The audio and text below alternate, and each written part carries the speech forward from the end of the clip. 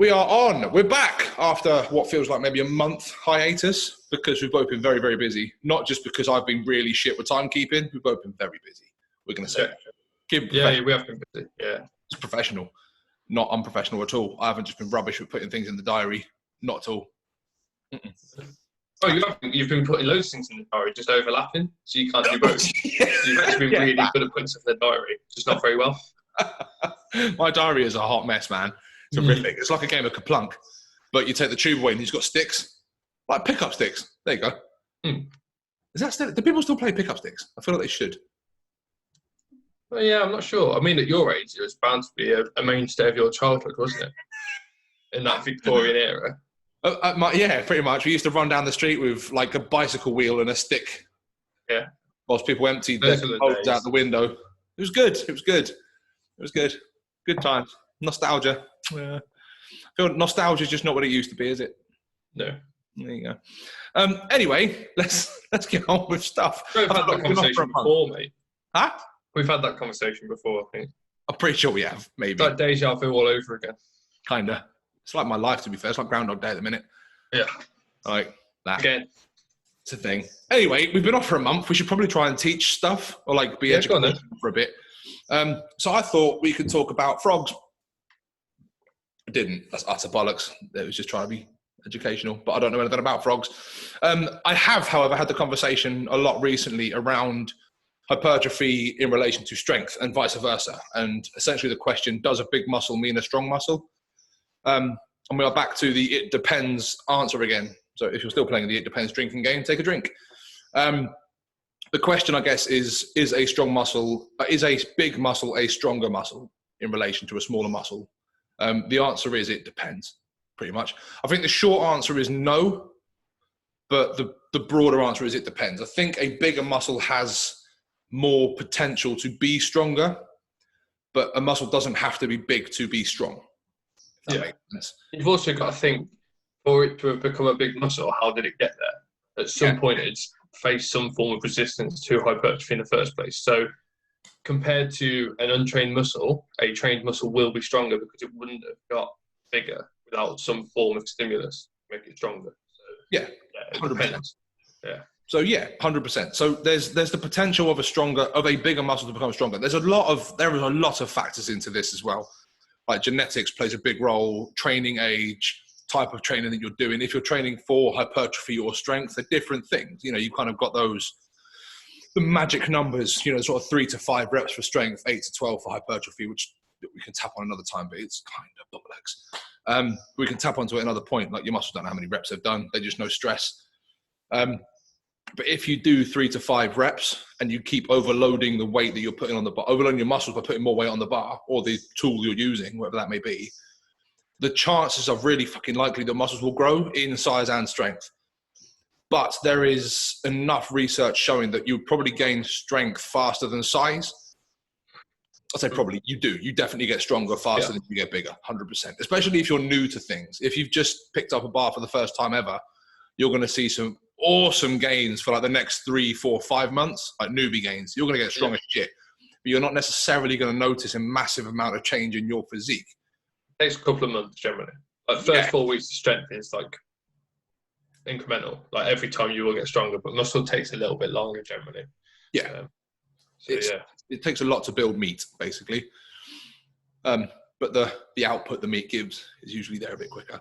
But yeah, it's usually one of those things, especially if you're new to things, or even, I guess, like keeping it topical, if you're just going back to the gym, having had a year off, like you're probably going to experience those kind of gains in strength again, straight off the bat. So you probably wouldn't have lost massive amounts of strength. If you've kept the skill high, which is the thing we spoke about a lot in the past as well, if you keep the skill high for what you're doing, I don't think your strength would have died off massively. You might have lost like 10, 15%, maybe from your true run, like 1 rep max. But if you kind of build back into things, another sort of month or 6 weeks worth of training, you'll have that straight back again.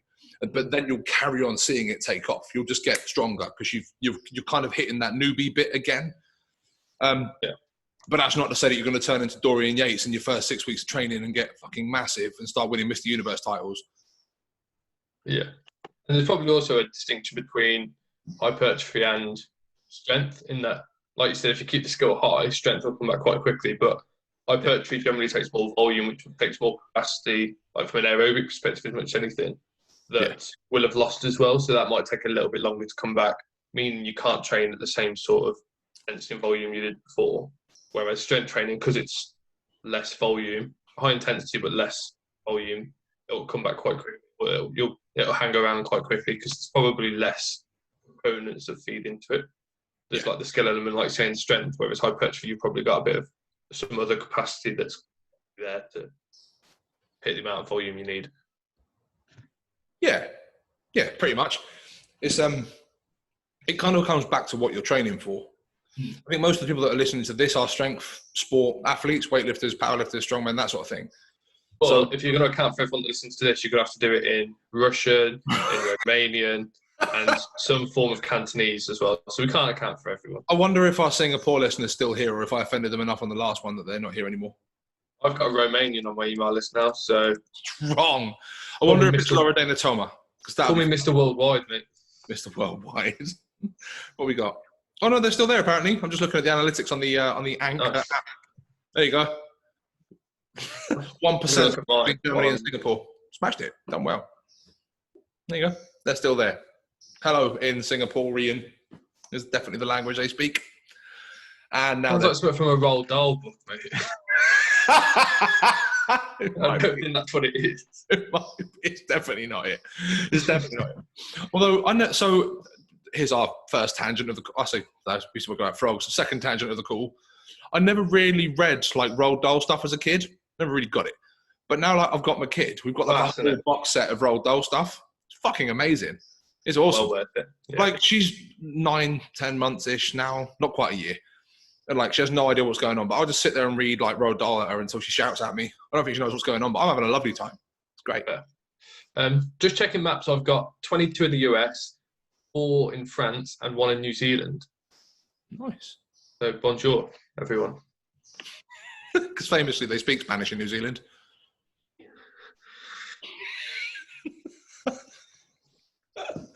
This is why I'm not a language teacher. No. But yeah, so going back to the topic in hand, strength versus hypertrophy, we could dig into this a little bit more. But I think I'm pretty damn certain that a big muscle doesn't necessarily mean a strong muscle. However, a bigger muscle has the potential to be stronger just because there's more meat, basically. I could go into the more sciencey dump, but I don't think it's needed really. And like you say, if you are training to get stronger, the chances are you will get bigger. It's going to happen. It's just the same sort of stimulus. Your muscles will grow. That's not to say, and I can't. This is still a narrative. I don't know why. It's not to say that if you start lifting weights, you're going to get fucking massive.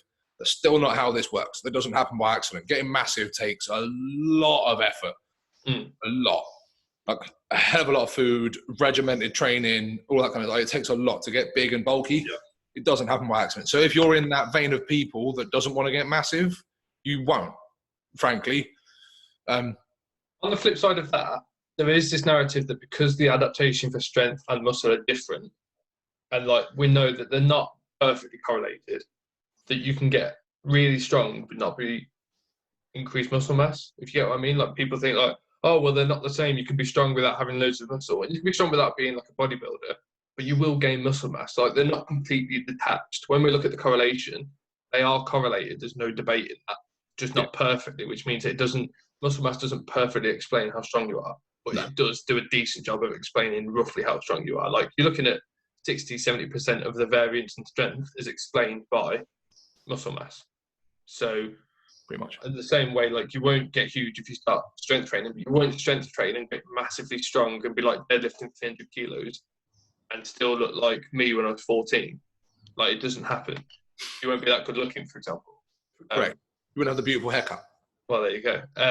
So yeah, I think you have to remember it's somewhere in the middle, in that both will happen simultaneously. Like muscle mass, you can gain muscle mass without doing really heavy work. So you might not necessarily get really strong, but you'll gain muscle because there are multiple ways of building muscle. But it still doesn't mean that getting stronger isn't a good thing for gaining muscle mass, because it is. Because if you gain more, you can give that muscle more attention, more stimulus, and it will grow. Yep. So it's a very complex thing that people try and simplify to the point where they simplify it so much they get it wrong, I think. Yeah. Oh, mate, 100%. Yeah, completely. There is an awful lot more to it than, like you say, there was a big conversation around it, and it's not as cut and shut as I make out, certainly.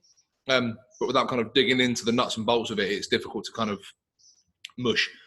But the conversations I've had around it recently are people trying to just get massive. And there was actually a conversation I had with someone recently about sarcomeric and sarcoplasmic hypertrophy, which is an interesting conversation because it's something I looked at some time ago and had the view that sarcoplasmic hypertrophy has fuck all to do with strength. It's just all about size. So that would be like your bodybuilder's like pre-show pump, like when you're in the back room doing just a fuck ton of press-ups to fill things up and get bigger and look full, that sort of thing. The sarcoplasm sticks around for a little bit, then it fucks off. It has nothing to do with how strong your muscles are. Then you have the sarcomeric hypertrophy, which is where the muscles will grow and get stronger. There's very broad strokes. But having said that, I looked at that again fairly recently, and I think I was wrong in the sarcoplasmic hypertrophy is all a bit of a myth. Like we've never been able to kind of prove that really exists. Whereas sarcomere, we know sarcomere is a thing that's definitely there. Sarcomeric hypertrophy is what makes the muscles grow, and that is done by stimulus, progressive overloading the mass that you're lifting, whatever tool that may be, and then your muscles grow. So that, in terms of where the pump comes in, the pump is effectively useless. It's just Friday night disco muscles for your t-shirt to fit in the first hour of being in a club, and then come an hour later, it doesn't fit anymore. It's all baggy. But I need to do a little bit more digging around that. But I've never really looked into the kind of pump and the bodybuilding side of things. Because one, it doesn't interest me, but also it's not fitting in with what I do. My role is to get people stronger. So like disco muscles don't necessarily do that. Whereas, you start looking at the role of actin and myosin and all that kind of thing. You start looking around at what happens within a muscle and what makes it grow. It's a very different conversation. So it is interesting. It's a thing I'm sort of digging through research around with at the moment. So it's quite cool. But the whole bigger muscle equals stronger muscle, I don't think is as cut and shut as we're making out, certainly, like you said. I think last time I looked at sarcoplasmic hypertrophy, last time I saw there was a study showing it probably does happen. It's just maybe not particularly important. Yeah, for it doesn't hypertrophy or strength. Really, so it's not very temporary. Yeah, so whether it happens or not is by the by, because if it's not relevant, we don't really care. So it's one of those things like acute changes in hormones around the training session. So like people like, oh, do this, like men's health sort of. If you eat blueberries 42 minutes before you train, that will increase growth hormone just before you lift. But we actually know that acute changes in those sort of anabolic hormones mean jack shit around the session, and it's more to do with chronic hormones. So it's stuff like that where it might change. Does it influence anything? Probably not. Do we care? Maybe not as much, unless you're a researcher in it. But again, it's one that I even know that a lot of the hypertrophy researchers, so like a Brad Schoenfeld, for example, have gone back and forth on, like you have, and said, I think it's a thing, no, it's not a thing, might be a thing, doesn't matter, we're not sure, I'm going to keep changing my mind and while the evidence comes out. So, yeah, we don't really know, but I don't think it's going to be that relevant when we do find out and know. Really not that important. It's sort of one of those that every now and again studies come through and you'll find them up on PubMed. PubMed. I like Pub. It was a great character from ye olden days, from my childhood. PubMed, it'll flash up every now and again on PubMed with things, and I'll give it the time of day. I'll read through it, but I don't know that it will necessarily change the way I program and the way that I kind of do things, unless something fully groundbreaking comes through, and we've got all new research on bits, and it's, we kind of change how we know a muscle works. That would be pretty cool, but I don't think that's going to happen. I think at this stage, we pretty much know everything there is to know about. I say everything, that's quite a bold statement. We know a lot about how muscles work and how to get stronger and that kind of thing. I don't think anything vastly earth-shatteringly exciting is going to come out on the back of that. I don't know. What do I know? I'm a lowly strength coach, not a researcher. I could just find studies. But yeah, that. So we'll skip slightly along with this. So you mentioned in our little pre-show tete-a-tete that you had a study on sort of powerlifting, correlation, size and strength and stuff, which is interesting because I haven't read this one. Yeah, I can't remember when I looked at this. This was a good while ago that I found this. And there's a couple, I think. So numbers are going to be pretty vague because I actually don't remember them. But correlation between muscle mass and strength in powerlifters was actually really, really high. So when we say like correlation, R equals 1 would be this is this, basically. So like this perfectly explains this. Yeah. Whereas anything underneath that, it's explaining some of the variance. So like 0.9 would say this pretty much all but explains why this happens. We can't say which direction it happens in. So like we can't say whether strength causes muscle mass or muscle mass causes strength, for example, but we can show the relationship between the two is huge.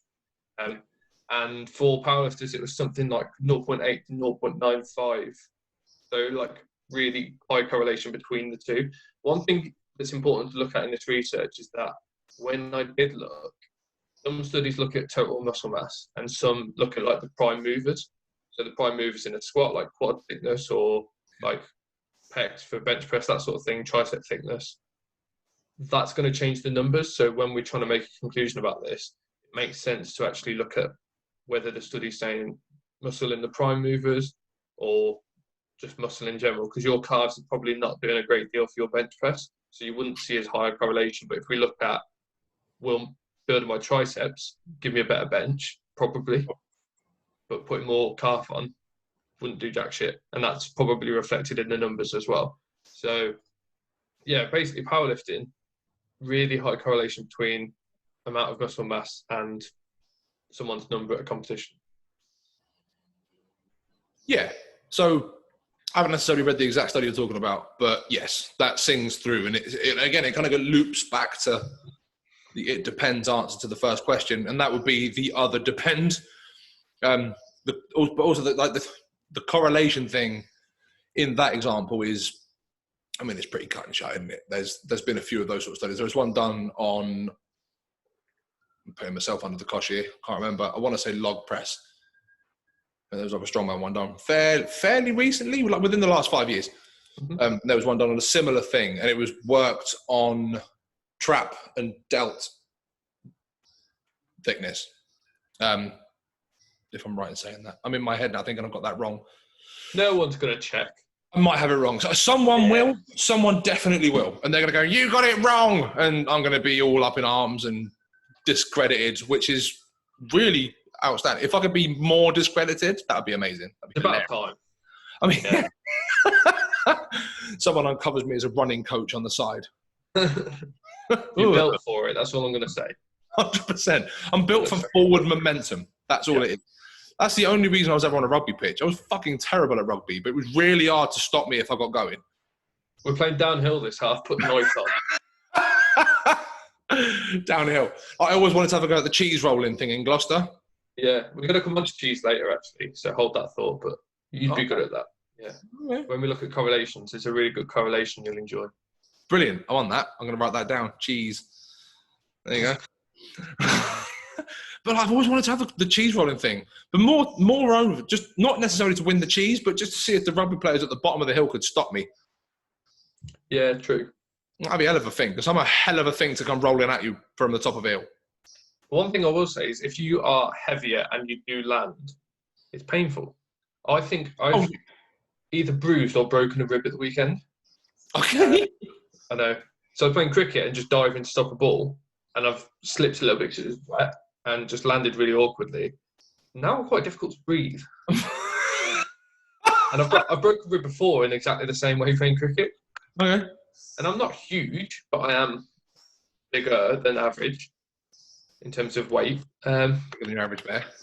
Yeah, and it's uncomfortable everywhere, mate. Amazing. I shouldn't laugh. I've broken ribs several times. Painful, isn't it? It fucking sucks. Probably the worst one. It absolutely sucks. So just while we're on broken ribs, I remember vividly, my dad broke his rib a little while ago. So he fell up the stairs, which is quite impressive in itself, and smashed his some rib. I think it was like bottom or second from bottom rib on the top step. Refused to go to hospital because they're just going to tell him to go and rest up a little. You just can't do anything for ribs, which you can't. Same. Yeah. But then a week later, he asked my brother to take him to hospital, which was quite serious for my old man. He could have cut his leg off. And he was like, it's fine. It'll grow. I'll just walk it off. Flesh wound. Just put some Mr. Man plasters on it. It'll be fine. But like he asked Robert taken to hospital, which is quite serious. It took him there and he punctured his lung. He broke his rib to point. It deflated his left lung. And it was like that for about a week. Like, that's summit. Like I stubbed my toe the other day and thought I might die.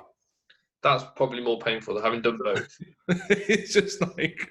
It's like stubbing your toe, treading on a plug or Lego. Yeah. Broken bone. It's right up there. Pregnancy, underneath that one. Labour. Yeah. I think man flu sits above that a little bit. Oh, that's right at the top. We don't talk about that because it upsets us. It just upsets a lot of people. There's a little bit of PTSD there. But yeah, there goes all of our female listeners. That's all them gone. I hope that wasn't the Singapore one. I hope not. I'm waiting for the Singapore listener to get in touch. I want to know who they are. Maybe they just can't understand us. Maybe they just like the sound of our voice. Or maybe they're learning English. Maybe by the medium of Imagine trying to learn English off of this podcast. For a start. Like, terrible English. From this podcast. Yeah, don't do it. Don't try and learn stuff off this podcast. Sometimes we say like interesting educational stuff, but for the most part, utter trash. I've forgotten where I started that story, so it couldn't have been all that important. But I have got cheese written down, so I want to hear the cheese correlation story. So we were going to talk about correlation because people might not always understand what correlation is. Yes. Or causation. And then I remembered some good correlations. So the cheese one is one of them. My favourite correlation was the Nicolas Cage US homicide. That's another one. So the amount of people that drowned by falling into a pool highly correlated with films that Nicolas Cage appeared in. That was one. Pools. Brilliant. So the thing with correlation, because we do it all the time in nutrition research, and then people publish it in the media, and it's like bullshit. Say, "Oh, this is what happens. This causes this," and that's not what correlation can do.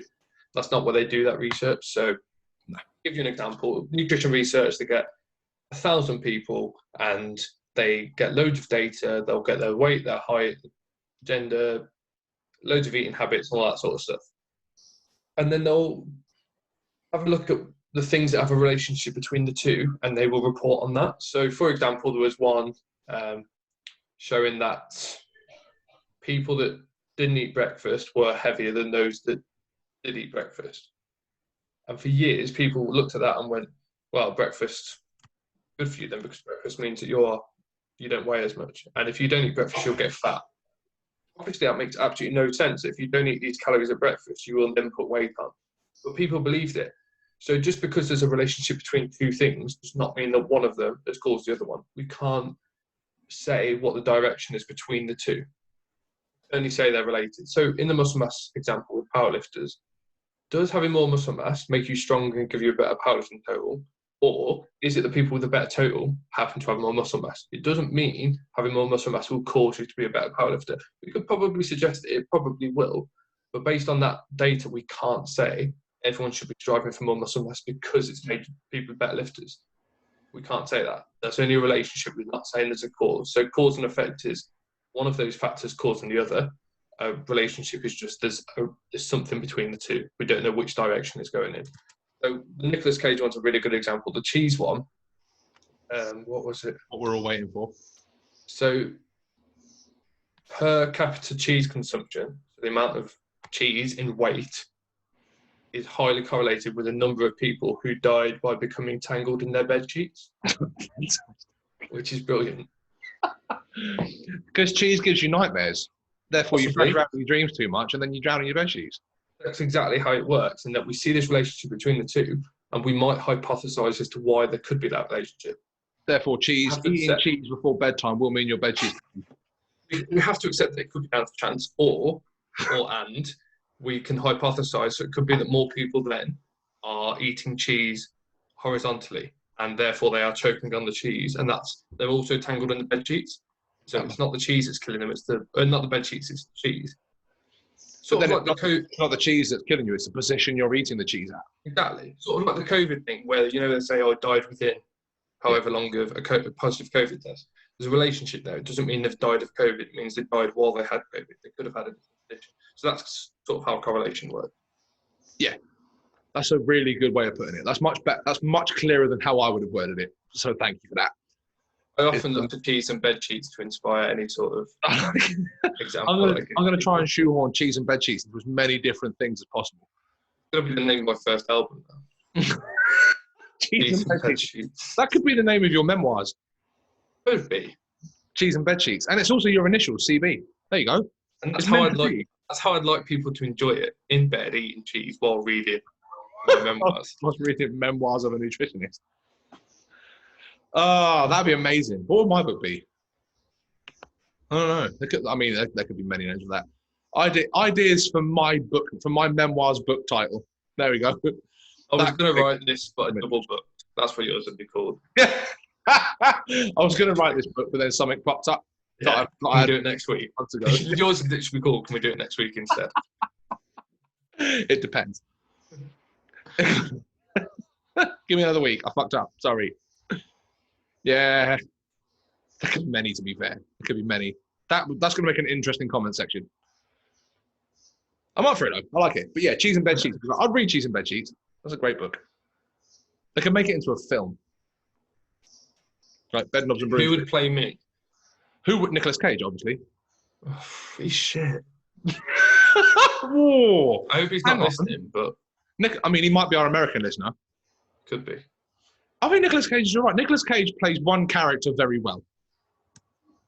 What film can you say that he's enhanced by being there? Gone in 60 Seconds. Smashed it. I wish he was. Also good. And Con Air cracked it. Like, he's been in some excellent films. I don't know who you would replace him with. Yeah, in relationship, though. He's been in some excellent films. Has he made those films excellent? I think so. Who would you replace him with in Con Air? Well, that's not what I'm asking. I'm saying, why would he play me and not someone else?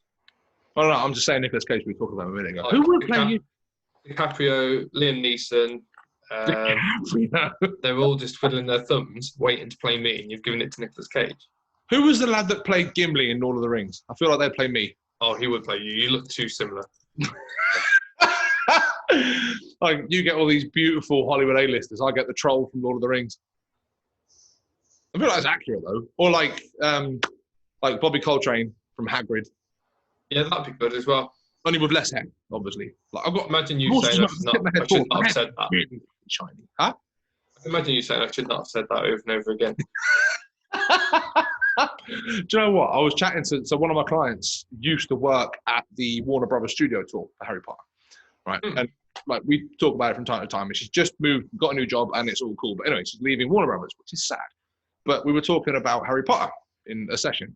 And one of my favourite bits in any film ever is in the first Harry Potter film when Hagrid turns up and kicks a door into that little hut, like pitches through, and he's all massive and scary. The music's all there and it's stormy and stuff. And he just walked through in that really nice little Bristol accent. Sorry about that. Just picked the door back up with his little pink brolly. Fucking hero. Yeah. Best scene. It's awesome. That's true, actually. The West Country accent makes most things better. It's amazing. It's why I can't take the Bristol riot seriously. Yeah. I can't. We've definitely said this before. It just all sounds like Hot Fuzz. Yeah. Like, all right, my love. It's for the greater good. The greater good. Oh, dear. And there goes all of our West Country listeners. Imagine him just being like, going up to the police. Like, where'd you get this gun? Like, everyone named Mums is packing around here. Such a great film. I'm going to have to watch Hot Fuzz at some point. Best film ever. It's brilliant. That and what was the other one? Shaun of the Dead. Also Dead. And then what was the other one? The pub one. World's End. Yeah. World's End. Corker. There you go. Dear listener, there's 3 films for your weekend listening. Granted, it's Tuesday. The weekend's a little way away. Maybe you're still on furlough. You can have a watch that. Is furlough still a thing? Are they still doing furlough? I have no idea. Yeah, they are. Yeah. I have no idea. No idea. Anyway, we have gone so far off topic. I feel like now will probably be a good time to finish this. Maybe. Before we just carry on talking absolute bollocks, which we've done for the last half hour quite successfully, to be fair. But yeah, so to kind of dig into the answer of the question we asked at the start, I think it still depends. I don't think you can safely say that a bigger muscle is a stronger muscle. I think you can definitely say with confidence that a bigger muscle has the potential to be a stronger muscle. But you practically, it probably doesn't matter. No, yeah, correct. I think But I think you're definitely going theoretically. to get. I'll say it as a factual, like actual things. You will definitely get stronger before you get bigger. Fact. So just based on that, I don't necessarily think you can say that a big muscle means a strong muscle. I No. don't think you can. But then, like you say, you can go spinning around in circles and say to get a bigger muscle, you're probably quite strong. And then there is that vicious circle that keeps spinning around. So it is a really interesting discussion point. I'd be interested to see what our listeners and viewers have had experience in that. Like when you guys started training, did you notice strength increase before size, or did you notice sort of jeans started getting uncomfortable before your squat got heavier? Or, you know, like what were your, talk about your anecdotal experience. Ours is on a postcard to PO Box. Bullshit. But yeah, send them through, man. I'm interested, genuinely interested. Let me know what your thoughts are and how you've experienced bits and pieces. I will, in the meantime, dig a little further into the research because, like I say, I've started digging a little bit more recently after having these conversations, and I found things that contradicted what I thought 4 or 5 years ago, which is awesome because it means I'm learning. But I think if we tail into this again next week, provided I don't cancel with shit notice, maybe in a month, at some point, we'll tail back into this and I'll try and dig out what I found and see how we go from there. See if I can get a bit more of a conclusive answer. I don't think I will, but it might be cool to find out what things say. That might be cool. And then, yeah, we can go from there. Awesome. Nice. Right. So here's the bit where we're going to sell shit. So if you don't want to buy shit, you can tune off now. Thanks for listening. And we'll catch up next time. Maybe go listen to like Shag, Married, Annoyed, which is a really good podcast, actually. If anyone's listening to that, it's quite funny. In terms of things to sell, I've got a lot, to be honest. Still doing online coaching. If you want to get stronger, I'm your man. Charlie does online coaching and all. So if you want to get your food better, he's your man, not me. Yeah. I haven't got much left though. Not many spaces left, as we were saying off camera. I don't want to be one of those like Instagram fit pros. Like always three. Always I'm looking for 3 men or women that want to supercharge their fitness. Rocket emoji. Why is it always 3? Why is it always? Why is it always rocket emoji every time? Because aubergine's already taken. Yeah, sorry about that. So, can we just I don't know anyone that truly enjoys aubergine. Not the emoji style thing, but like as an actual food, it's fucking minging. As a funny aside, a mate of mine's nutritionist at a Premier League football academy, and was trying to get them to eat more veg, so he cooked aubergine to try and get them to try it. And some of them did and said it was all right. One of them said, "What are you doing, fam? Why are you trying to make me eat the dick emoji?" So, perfect. I like fam. That cements him in, world class. He's done well. It is a landing club, but what are you doing, fam? Oh man! But why has it got to the point where it's now known as dick emoji, not aubergine? Because that's what people prefer. What do people prefer? 50% of the population probably prefer that over aubergine. Fair. That's what I'm going to go with. I can't argue with it. I've no causation or correlation to argue against or for. So, sure, let's go with that. Yeah. I might put up a poll later and go dick or aubergine and see what comes up. I might do that off my personal account. I feel like that would be unprofessional to do it off my business. Maybe. Then it sounds like you're offering. It does. Yeah. I'll tag you in it. There you go. I'm not offering. I don't like aubergines. I don't like aubergines. See, no one likes aubergines. Horrible things. And like moussaka is just shit lasagna. Let's face it. Failed lasagna. Lasagna is pasta, not aubergine. Get in the bin. No one likes it. Anyway, that's about us. So yeah, Charlie's got rocket emoji, 3 spaces left to coach people to jumpstart and superstar their fitness and health goals for 2027 team. Only if they're serious though. Only if you're serious, yeah. That's what they always say. You can never just be like, I'm here to take the piss. You have to be serious. I have done that before. We're not doing that to mess around. I hate that one as well. Yeah. We're not here to mess around. I literally am only on this planet for that. 100%. I'm not here to be serious. I like my favourite tagline I saw recently was we don't finish until we're finished. I'm like, well, yeah, that's literally what finish means. That's correct. Yeah. Unless he finished halfway through. Unless he spelled it with 2 N's and he was waiting for dual citizenship from Finland, and then he would be finished. But until then, yeah. But yeah, no, I don't think he was. No, but you probably right. Really, I think he was trying to make like a really snappy catchline. we're not finished till we're finished. Like, well, that's kind of the thing. It's like first things first. Yeah, it is correct. Yeah. Like weird things. Or it's always the last place you look is a good one. That's always my favorite because yes, it is. Because when you look for a thing, you find it, and then you stop looking. So it's the last place you looked. Of course, it is. Where are your keys? Where did you last have them? Yeah. Yes. Retrace your steps. Like all day. Just go back. Yeah, I think you should do it reverse as well. Yeah, absolutely. Have the same conversations that you've had, but like backwards in rewind, and just move backwards through your whole day. Do we end it there? I think so. Yeah, I think we're done. Okay. All right. Anyway, thank you very much for listening. Charlie, thank you for joining me again. And I will see you potentially in a week, might be a month, but I'll see you. Yeah. See you later, bud. See you in a bit.